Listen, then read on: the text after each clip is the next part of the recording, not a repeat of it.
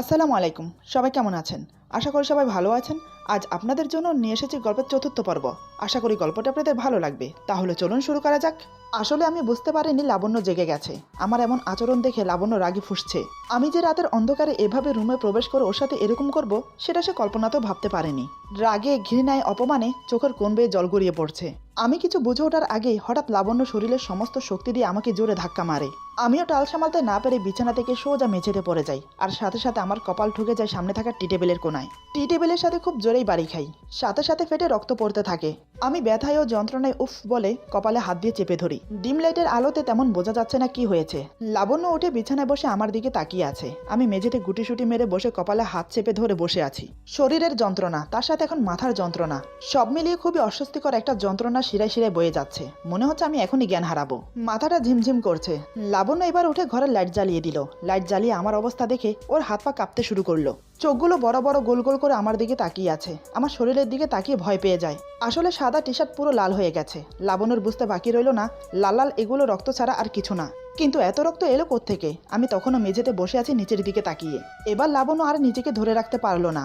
এমন অবস্থা শত্রু হলেও মানবতার খাতিরে সাহায্য করে, এটা ভেবে সে আমার দিকে এগিয়ে আসে।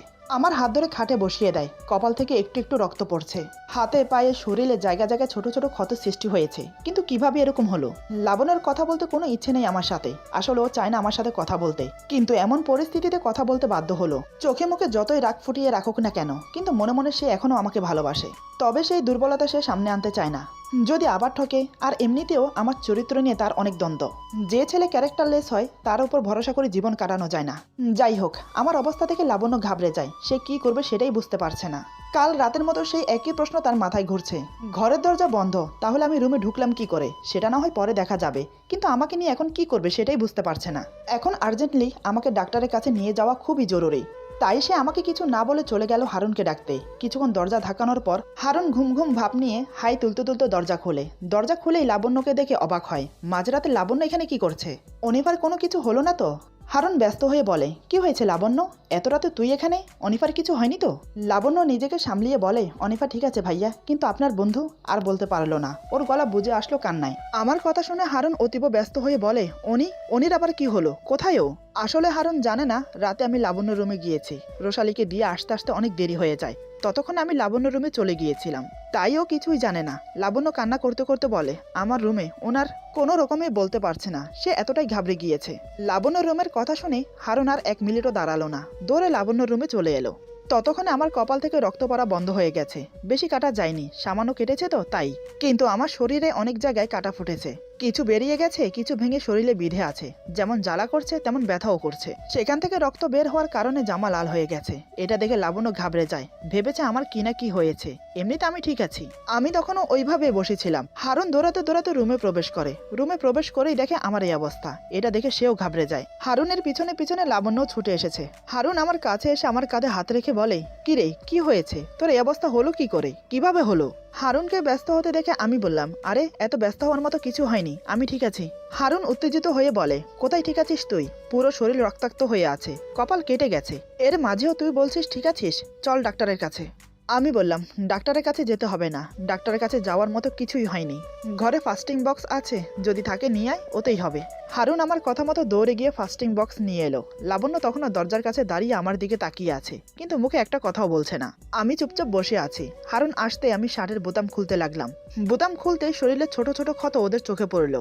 এটা দেখে লাবণ্য অবাক হয়, এভাবে ছোট ছোট ক্ষত কিভাবে হলো? হারুন তো আরো বেশি অবাক হয়েছে, এখনো জায়গা জায়গায় কাটা আটকে আছে। হারুন এসব দেখে বলে, তুই কোথায় পড়েছিস বলতো? তোর শরীরে এত কাটা বিঁধেছে কিভাবে? আমি বললাম, আসলে মই বেয়ে উঠতে গিয়ে পড়ে গিয়েছিলাম। মেয়েটাকে দেখতে খুব মন চাইছিল, তাই আমি মই বেয়ে বেলকনিতে ওঠার চেষ্টা করছিলাম। হঠাৎ পা ফসকে গোলাপ গাছের উপর পড়ে যাই। সেখান থেকে কাটাগুলো গায়ে বেঁধে। হারুন বলে, সেটা না হয় বুঝলাম, কিন্তু কপাল কিভাবে কেটেছে? আমি এবার লাবণ্যর দিকে তাকিয়ে বললাম, অন্ধকার রুমে হোঁচট খেয়ে পড়ে গিয়েছি, তাতে কপাল ঠুকে যায় টি টেবিলের সাথে। লাবণ্য আমার কথা শুনে নিস্তব্ধ হয়ে গেল। মনে মনে বলে, শুধুমাত্র মেয়েকে দেখার জন্য এতটা রিস্ক নেওয়ার কি ছিল? সকালে কি দেখতে পারতো না? কিন্তু মেয়েকে দেখতে এসে আমার সাথে কি করছিল? কই, সেটা তো বললো না। লাবণ্যকে অমন করে দাঁড়িয়ে থাকতে দেখে হারুন বলে, কিরে তুই ওখানে দাঁড়িয়ে আছিস কেন? এদিকে আয়, আমাকে হাতে হাতে সাহায্য কর। এবার লাবণ্য গুটি গুটি পায়ে আমার দিকে এগিয়ে আসে। চোখে এখনো জল চকচক করছে, সেটা আমার চোখে এড়ালো না। লাবণ্য কাছে আসতে হারুন বলে, তুই ধীরে ধীরে ওর গায়ে কাটাগুলো খোল, দেখিস আবার জোরে টান দিস না। তাহলে কাটা ভেঙে থেকে যাবে, পরে আবার ইনফেকশন হবে। আমার শরীর থেকে কাটা বের করতে হবে শুনে লাবণ্য চোখ বড় বড় করে তাকায় হারুনের দিকে। লাবণ্য বলে, আমি পারবো না, এটা আমার দ্বারা সম্ভব হবে না। হারুন বলে, দেখ লাবণ্য, এখন পারবো কি পারবো না সেটা ভাবার সময় নেই, দেখতে পারছিস না ওর অবস্থা, এসব চিন্তা না করে তাড়াতাড়ি আয়। এবার লাবণ্য বাধ্য হলো, সে ধীরে ধীরে আমার কাছে এসে দাঁড়ায়, তারপর এক এক করে কাটা তুলতে লাগলো। প্রত্যেকটা কাটা তোলার সময় চোখ মুখ বন্ধ করে মুখের এমন প্রতিক্রিয়া করে মনে হচ্ছে যেন ওর শরীর থেকে কাটা তুলছে। কাটা তুলছে আমার শরীর থেকে আর ব্যথা পাচ্ছে ও। একসময় খুঁজে খুঁজে সবগুলো কাটা তোলা হলো। হারুন আমার মাথায় ব্যান্ডেজ করে লাবণ্যকে বলে, ওর ক্ষতস্থানে মলম লাগিয়ে দিয়ে এক গ্লাস হলদিওয়ালা দুধ গরম করে এনে দে, আমার কাল সকালে জরুরি কাজ আছে, নয়তো আমি মলম লাগিয়ে দিতাম। আর এমনিতেও তোর আর অনির সম্পর্কে আমি সব জানি, তাই বলছি রাগ অভিমান ভুলে নিজেদের মধ্যে সব ঠিক করে নে, নিজের জন্য না হলেও অ্যাটলিস্ট মেয়ের জন্য কর। এই বলে হারুন চলে গেল। লাবণ্য চুপচাপ দাঁড়িয়ে হারুনের কথাগুলো শুনে গেল, কিছু বলল না, কারণ রাতে সিন ক্রিয়েট করা ঠিক হবে না। একে তো মেয়ে ঘুম থেকে জেগে যাবে, দ্বিতীয়ত চেঁচামেচি শুনে বাড়ি শুদ্ধ সবাই উঠে যাবে, তাই চুপ করে গেল। আমি চুপচাপ খাটে বসে আছি, লাবণ্য চুপচাপ আমার গায়ে মলম লাগাচ্ছে, কিন্তু আমাদের মাঝে কোনো কথা হচ্ছে না। লাবণ্য মনে মনে ভাবছে, তুমি আমার সাথে যা করেছো তার জন্য তো আমি তোমাকে কোনো দিনও ক্ষমা করব না, আর বাকি রইল মেয়ে, ওকে নিয়ে আমি অনেক দূরে চলে যাব, যেখানে তুমি আমাকে কোনোদিনও খুঁজে পাবে না, কিন্তু তারপরও তোমাকে আমি মেনে নিতে পারবো না। এদিকে আমি মনে মনে ভাবছি, যাক বাবা, যা হয় ভালোর জন্য হয়, মই থেকে যদি না পড়তাম তাহলে কি লাবণ্য আমার সেবা করতো? এই উসিলায় অন্তত সবকিছু সমাধান হবে, মনে মনে ভাবতে লাগলাম। লাবণ্য আমাকে মলম লাগিয়ে দিয়ে হলদিওয়ালা দুধ গরম করে এনে আমার হাতে দেয়। কিসের এত দেমাক মেয়েটার, এতক্ষণ পর্যন্ত একটি কথাও বললো না, ওর জন্যই তো আমার কপালটা কেটে গেল, একটিবার সরিও বললো না, কেমন মেরে বাবা। আমিও ছাড়ার পাত্র না, আমি বললাম, আমার মাথা ব্যথা করছে, মাথা একটু টিপে দাও তো। আমার মুখে একথা শুনে লাবণ্য চোখ ছোট ছোট করে আমার দিকে তাকায়। আমি বললাম, কি হলো, বসে আছো কেন, মাথা টিপে দাও। এবার লাবণ্য কথা না বলে থাকতে পারলো না। লাবণ্য বলে, আসলে আমার কোনো ইচ্ছেই ছিল না আপনার সাথে কথা বলার, কিন্তু আপনি আমাকে বাধ্য করলেন কথা বলতে। আরেকটা কথা, আমি কেন আপনার মাথা টিপে দেব? শরীরে ক্ষত ছিল বলে হারুন ভাইয়ের কথাতে আর মানবতার খাতিরে সেবা করতে বাধ্য হয়েছি, তাই বলে এই না যে আমি আপনার সেবা করতে থাকবো। আমি পারবো না। আমি বললাম, তুমি বাধ্য, কারণ তোমার কারণে আমার কপাল কেটেছে। তুমি যদি অমন করে ধাক্কা না দিতে তাহলে আমি পড়েও যেতাম না, আমার কপালটাও কাটতো না। এখন ভালো ভালো আমার কপাল টিপে দাও। লাবণ্য বলে, আমি কি ইচ্ছে করে আপনাকে ধাক্কা দিয়েছি? আপনি ভুলে যাচ্ছেন আপনি কি করেছেন আমার সাথে। রাতের অন্ধকারে চোরের মতো একটা মেয়ের রুমে প্রবেশ করে আবার সেই ঘুমন্ত মেয়ের সাথে জোরপূর্বক, ছি, বলতেও রুচিতে বাচ্ছে আমার। আমি বললাম, রাতের অন্ধকারে বেলকনি টপকে তোমার জন্য আমি রুমে আসিনি, আমি এসেছি আমার মেয়ের জন্য। লাবণ্য বলে, ও আপনার মেয়ে না, আমার মেয়ে, আর আপনি যদি আপনার মেয়ের জন্য এসে থাকেন তাহলে আমার সাথে ওসব কি করছিলেন? আমি বললাম, তোমার সাথে যা করেছি এতে আমার কোনো দোষ নেই, যেভাবে নাইটি পরে শুয়েছিলে এটা দেখেই তো মাথা ঘুরে গেল, তাই আর নিজেকে ধরে রাখতে পারিনি। লাবণ্য অবাক হয়ে বলে, যেভাবে নাইটি পরেছিলাম মানে কি বলতে চাইছেন? আমি বললাম, ওই তো নাইটি হাঁটুর উপর উঠেছিল, নাইটির গলা বড় হওয়ার কারণে, মানে বুঝতেই তো পারছো, সব দেখা যাচ্ছিল।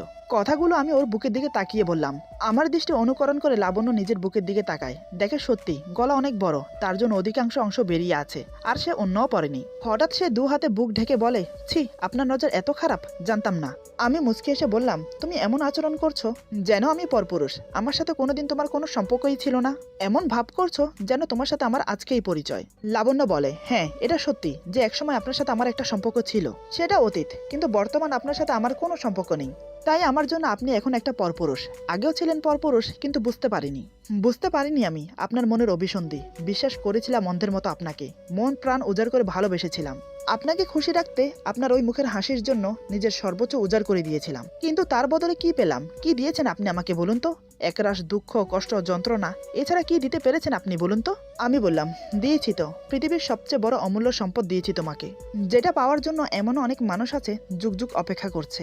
এমন একটা উপহার দিয়েছি যাকে আঁকড়ে ধরে তুমি বেঁচে থাকার স্বপ্ন দেখছো, সেটা তো আমারই দৌলতে পেয়েছো। অস্বীকার করতে পারবে যে ও আমার ওরসজাত সন্তান না? এই বলে আমার মেয়ের কপাল একটা চুমো দেই, তারপর বললাম, লাবণ্য, ও আমারও মেয়ে। তুমি যতই অস্বীকার করো না কেন, চাইলেও সত্যিটা পাল্টাতে পারবে না। আমি মানছি আমি তোমার সাথে যা করেছি অন্যায় করেছি, যার ক্ষমা কোনোদিনও হয় না। শুধু তোমার সাথে কেন, তোমার মতো এরকম অনেক মেয়ের সাথেই করেছি। অন্যায় করার সময় আমি বুঝতে পারিনি, শুধু করেই গিয়েছিলাম, কিন্তু এখন আমি উপলব্ধি করতে পারছি যে আমি কত বড় অন্যায় করেছি।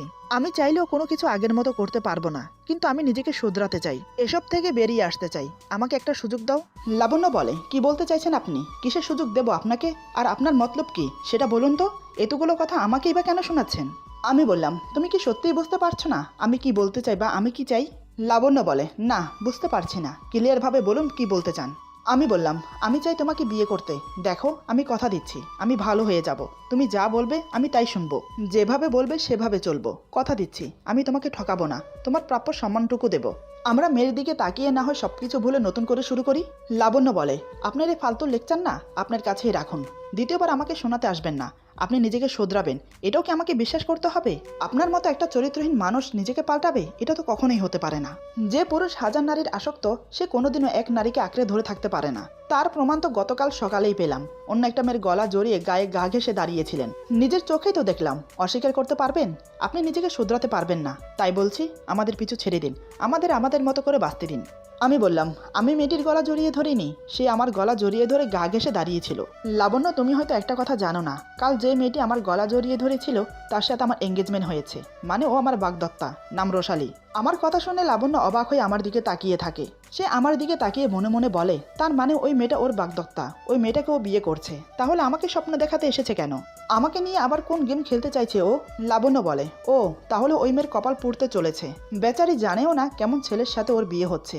এক নম্বর ফ্লড, চরিত্রহীন, লম্পট একটা ছেলের সাথে তার বিয়ে হতে চলেছে। না জানি তাকে বিয়ে করার পর তাকে রেখে কোন মেয়ের সাথে আবার ফুলসজ্জা করবে।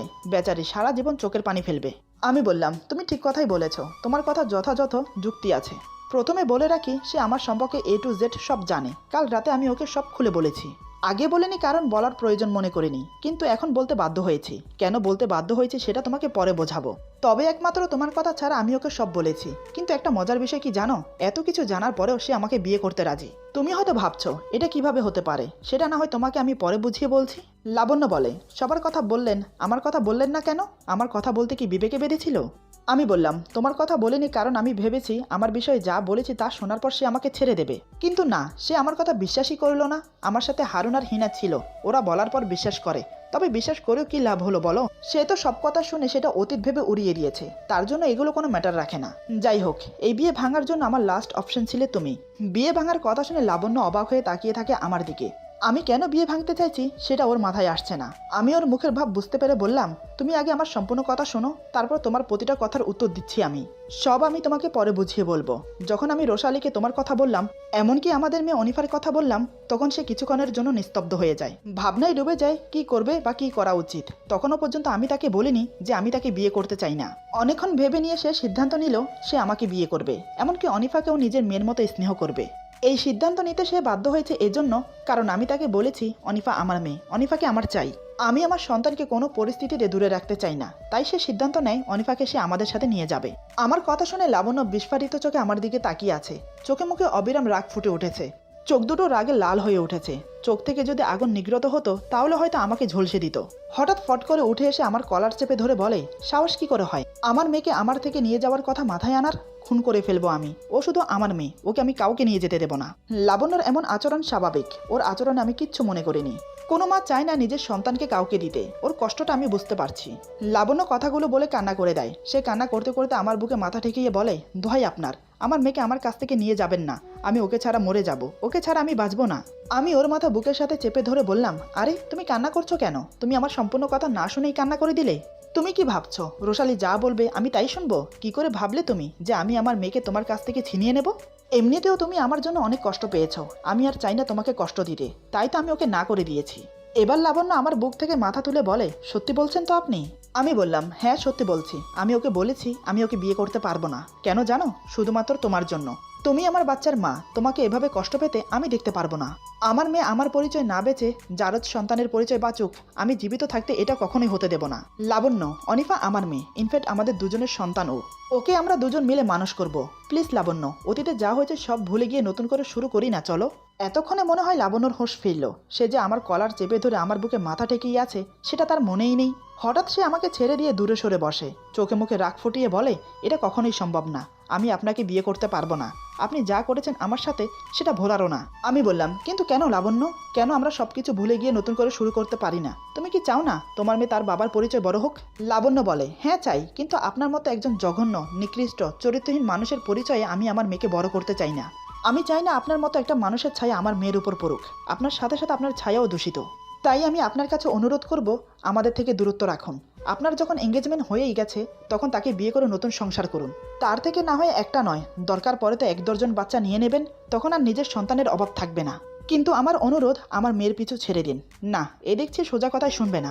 আমি বললাম, তার মানে তুমি আমাকে বিয়ে করতে চাইছো না? লাবণ্য বলে, না। আমি বললাম, তুমি হয়তো আমার সম্পর্কে কিছুই জানো না লাবণ্য। আমিও আজ পর্যন্ত যা চেয়েছি তা নিজের করে পাইনি, এমনটা কোনোদিনও হয়নি, এবারও হবে না। লাবণ্য বলে, কি করবেন আপনি? আপনার মন যা চায় তা করে নিন, কিন্তু আমি আমার মেয়েকে কোনোভাবেই আপনাকে দেব না। আমি বললাম, আমার মেয়ে তো আমি নিয়েই যাব, সাথে তোমাকেও। এমন পরিস্থিতি সৃষ্টি করব যেটাতে তুমি বাধ্য হবে নিজে থেকে বলতে আমাকে বিয়ে করুন, আমাকে আর জোর করতে হবে না। লাবণ্য বলে, স্বপ্ন দেখে যান, তাতে কোনো সমস্যা নেই, কিন্তু এটা বাস্তবে কোনোদিনও হবে না। কিসের ভিত্তিতে মেয়েটি এতটা জোরের সাথে কথা বলছে? ও কি ভাবে আমাকে? আমি কিছুই পারি না? ওর কথা শুনতে শুনতে সত্যি আমার মেজাজ গরম হচ্ছে এবার। আমার মেয়ে আর আমাকেই বলে কিনা ওর থেকে দূরে থাকতে, আমার ছায়াও যেন ওর উপর না পড়ে। আমি খারাপ হলেও ওর বাবা আমি। ওর আচরণে আমার ধৈর্যের বাঁধ ভেঙে গেল, নিজেকে আর কন্ট্রোল করতে পারলাম না। শরীরের ব্যথা ভুলে গিয়ে হঠাৎ ওকে ধাক্কা দিয়ে বিছানায় ফেলে ওর বুকের উপর উঠে বসে পড়ি। এক হাতে ওর 2 হাত বিছানার সাথে চেপে ধরি, অন্য হাতে খুব শক্ত করে গাল টিপে ধরে দাঁতে দাঁত পিষে বললাম, এই তোর সাহস কি করে হয় আমার মুখের উপর এত বড় বড় কথা বলার? কালকে থেকে এই পর্যন্ত তোকে কিছু বলছি না বলে মুখ দিয়ে যা আসছে তাই বলছিস? ভুলে যাস না আমি অনন্ত চৌধুরী অনি। কেউ আমাকে চোখ রাঙিয়ে কথা বলবে সেটা আমি বরদাস্ত করি না। আমাকে কেউ কিছু বলার আগে দুবার ভাবে। সেই জায়গায় তোর মতো পুচকি মেয়ে আমার চোখে চোখ রেখে আমাকে চোখ রাঙিয়ে আমাকে কথা শোনাস? আমি চাইলে না তোর চোখের সামনে দিয়ে আমার মেয়েকে আমি নিয়ে যেতে পারি, তুই কিচ্ছু করতে পারবি না। কিন্তু আমি সেটা করব না। তোকে যে আমার চাই, তোর এই সুন্দর ফিগার যে আমাকে আবার আকৃষ্ট করেছে, তোকে ছেড়ে দেই কি করে বলতো? তার যে বড় কথা, তুই আমার সন্তানের মা, আমার জন্য তুই অনেক কষ্ট সহ করেছিস। মানুষের অনেক লাঞ্ছনা গুঞ্চনা শুনতে হয়েছে আমার জন্য, তাই আমি তোকে নিজের করে পেতে চেয়েছিলাম। অন্তত তোকে এবার আমি একটু সুখে দেখতে চেয়েছিলাম, কিন্তু তুই সোজা কথা শোনার মেয়ে না। এবার দেখ আমি কি করি, যা করব না সেটা তুই কল্পনাতেও ভাবতে পারবি না। তবে একটা কথা মনে রাখিস, আমার মেয়ে তো আমি নেবই, তার জন্য আমাকে যা করতে হবে আমি তাই করব। এদিকে লাবণ্যর গাল টিপে ধরায় খুব ব্যথা পাচ্ছে, সে ব্যথায় ছটপট করছে আর কান্না করছে। রাগের চোটে আমি জ্ঞানশূন্য হয়ে পড়েছিলাম। আমি যে ওর গাল এত শক্ত করে টিপে ধরেছি সেদিকে আমার কোনো খেয়াল ছিল না। হঠাৎ ওর চোখের পানি দেখে সম্বিত ফিরল আমার, সাথে সাথে আমি ওকে ছেড়ে দিলাম। ওর বুকের উপর থেকে নেমে হাত ধরে টেনে নিজের বুকে এনে ফেললাম। লাবণ্য টাল সামালতে না পেরে আমার বুকে এসে লেপ্টে পড়ে। আমি 2 হাতে বুকের সাথে জড়িয়ে নিলাম, মাথায় আলতো করে কিস করে ওর গালে গাল ঘেঁষতে লাগলাম। কপালে টুপ করে একটা চুম্বন করলাম। গালের যে অংশ টিপে ধরেছি সেখানে ছোট ছোট কিস করতে লাগলাম। একসময় ঠোঁটে ঠোঁট ডুবিয়ে দিলাম। বেশ কিছুক্ষণ চুম্বন করে নাকে নাক ঘেঁষে বললাম, sorry, I am really sorry, but I love you Labanya. এবার আমি তোমাকে সত্যি ভালোবাসি, সারা জীবন এভাবে তোমাকে আমার বুকে চাই, এক মুহূর্তের জন্য তোমাকে হারাতে চাই না। ভালোবাসি তোমাকে, বড্ড বেশি ভালোবেসে ফেলেছি, ক্ষমা করে দাও না আমাকে। আমি তোমাকে ছাড়া, আমার মেয়েকে ছাড়া সত্যি থাকতে পারবো না। বিশ্বাস করো লাবণ্য, যবে থেকে জানতে পেরেছি অনিফা আমার মেয়ে, তবে থেকে আমি অনুশোচনায় ভুগছি। আমি অনেক অপরাধ করেছি, সেগুলো মনে পড়তে লাগলো আমার মেয়েকে দেখার পর আমি উপলব্ধি করতে পারছি সবকিছু। আমি সুন্দরভাবে নিজের মেয়েকে নিয়ে তোমাকে নিয়ে বাঁচতে চাই। আমাকে ক্ষমা করে দিয়ে একটিবার সুযোগ দাও। কথা দিচ্ছি তুমি যা বলবে তা শুনবো, কিন্তু তার বিনিময়ে তোমাদেরকে চাই। এতক্ষণ লাবণ্য চুপচাপ আমার বুকে মাথা রেখে শুনছিল। সরি, ভুল বললাম। আসলে ওকে আমি শক্ত করে জড়িয়ে ধরে আছি, যার ফলে ও নড়তেও পারছে না, চড়তেও পারছে না। অনেকক্ষণ ধরে চেষ্টা করছে নিজেকে ছাড়ানোর। এতক্ষণ পর্যন্ত সে আমাকে কয়টা ঘুষি মেরেছে তার কোনো হিসাব রাখিনি। এবার আমি ওকে ছেড়ে দিলাম। ছেড়ে দেওয়ার পরেই হলো আসল বিপত্তি। হঠাৎ সে আমার সাথে যা করলো তার জন্য আমি মোটেই প্রস্তুত ছিলাম না।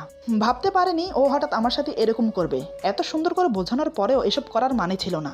তাহলে কি আমি ব্যর্থ? সে কি বারবার আমার সাথে এরকম করবে? এরপর যা হলো। আজকের গল্প এখানে সমাপ্ত। গল্পের বাকি অংশ পেয়ে যাবেন আগামী পর্বে। আশা করি গল্পটি আপনাদের ভালো লাগবে। যদি ভালো লাগে তাহলে লাইক, কমেন্ট এবং সাবস্ক্রাইব করে আমাদের পাশে থাকুন। বন্ধুদের সাথে বেশি বেশি করে শেয়ার করুন। সবাই ভালো থাকুন, সুস্থ থাকুন। আল্লাহ হাফেজ।